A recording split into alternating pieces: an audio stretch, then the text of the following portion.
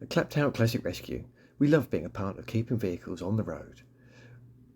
And we've seen old, quirky and modern classics come through the doors. But we never forget that owners, budding and qualified mechanics, are often just temporary custodians in the vehicle's long life. Today is about one of the really special ones that we've played a modest part in its restoration journey. Before we get into the MG J3, we have to quickly mention the MG Triple M series, which ran from 1928 to 36.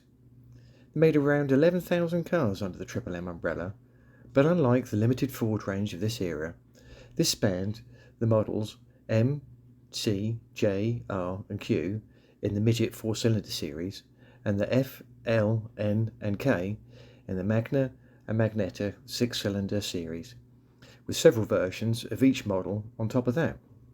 This big range happened due to MG's aggressive approach to motor racing.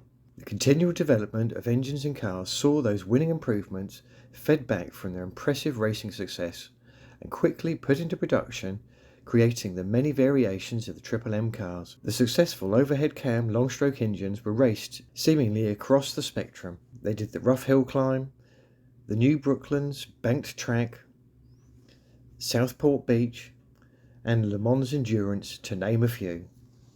If we jump forward to 1962, a young motoring enthusiast, Nev, bought his first J-Series for £25, which just a few years later led him on to buying a supercharged J3. But sadly, in 1970, the desire to build his own house forced the sale of his cherished car to fund this endeavour. As the years went by, Nev continued to race in hill climbs and became well known in the community, quite possibly due to him still racing for a few years at the end when he was no longer legally allowed to drive on public roads due to failing eyesight.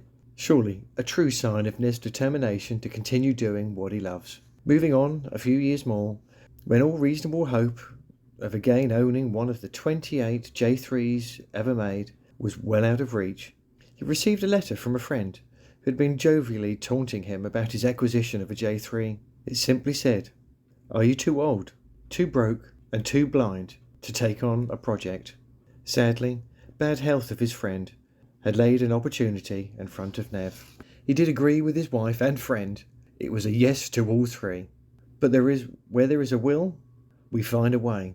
And so a 7-year journey of ups and downs was about to start. To be honest, I'm unsure of the state that Nev got the car in, but I do know it wasn't "it's all there in the boxes, mate" kind of project. Parts were definitely missing, and with so few ever made, the 90-year-old car, there was no guarantee of success.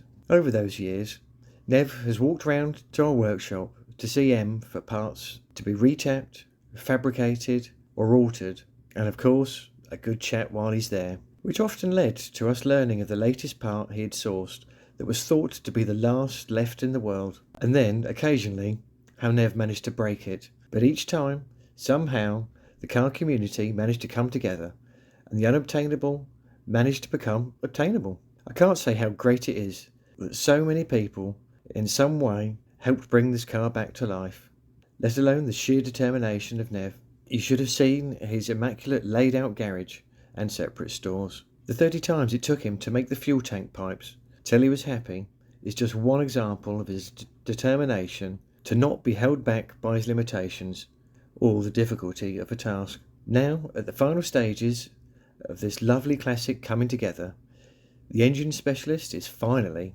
happy with the parts, and its reassembled engine is waiting to be reunited with the car. The bodywork chap, who's assisted sporadically along the way, is now telling Nev he has no choice in it. "I'm finishing this." I think, like so many of us who have spent time on this project, the desire to see it running and complete again brings out the goodwill in all of us, and money becomes irrelevant. I know when he asked me to pop round and lower it off the 2 sawhorses and back onto the ground for its next stage, I was more than happy to help. I also knew Any payment he gave me was only going to slow down the completion, so I refused his gesture. The chance to be around something like this was all I really wanted. But just look at it. Not only a stunning little car, with this restoration, it is going to see it to over 100 years old as a complete car. It even recently gained the Southport Motor Racing Club badge, which is yet another item like a motoring hen's tooth, but worth it to remind all of this particular car's racing heritage. We can't wait for the final stages to be completed. But what a journey of contacts, clubs, enthusiasts, mechanics, machinists, all pitching in, and Nev with such determination and ingenuity to see through a task that on so many levels seemed like an impossible task.